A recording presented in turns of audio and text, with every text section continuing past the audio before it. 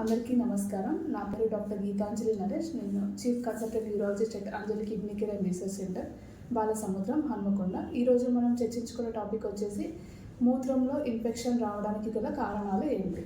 Most కామన్గా వచ్చేసి sugar వ్యాధి అండి, డయాబెటీస్ అంటారు దీన్నే. ఈ డయాబెటీస్ ఉన్న పేషెంట్స్కి మూత్రంలో ఇన్ఫెక్షన్ రావడం అనేది చాలా కామన్గా చూస్తూ ఉంటాం. ఇది కాకుండా ఇంకా ఆడవాళ్ళలో మగవాళ్ళతో కంపేర్ చేసినప్పుడు మూత్రంలో ఇన్ఫెక్షన్ మోస్ట్ కామన్గా వస్తూ ఉంటుంది.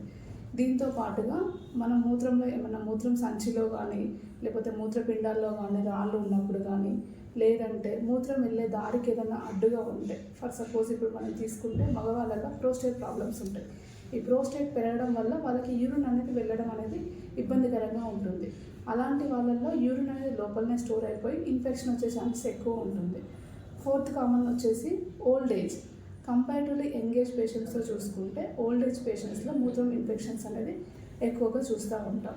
ఇవి కాకుండా ఇంకా వాటర్ సరిగ్గా తీసుకోకపోవడం వల్ల కానీ, లేదంటే మన పార్ట్నర్కి యూరినరీ ట్రాక్ట్ ఇన్ఫెక్షన్ ఉన్నా కూడా అది మనకు వచ్చే ఛాన్స్ ఉంటుంది. ఇది కాకుండా ఇంకా మనం బయటకు వెళ్ళినప్పుడు కామన్ బాత్రూమ్స్ యూజ్ చేస్తూ ఉంటాం కదా, అట్లాంటి టైంలో కూడా మనకి యూరినరీ ట్రాక్ట్ ఇన్ఫెక్షన్స్ వచ్చే ఛాన్స్ ఉంటుంది అన్నమాట. దీంతోపాటు ఫీమేల్స్లో స్పెషల్లీ చూసుకుంటే వైట్ డిశ్చార్జ్ రావడం కానీ, లేదంటే మలబద్ధకం ఉన్న పేషెంట్స్లో కానీ ఈ యూరినరీ ట్రాక్ట్ ఇన్ఫెక్షన్స్ అనేది కామన్గా వస్తూ ఉంటాయి.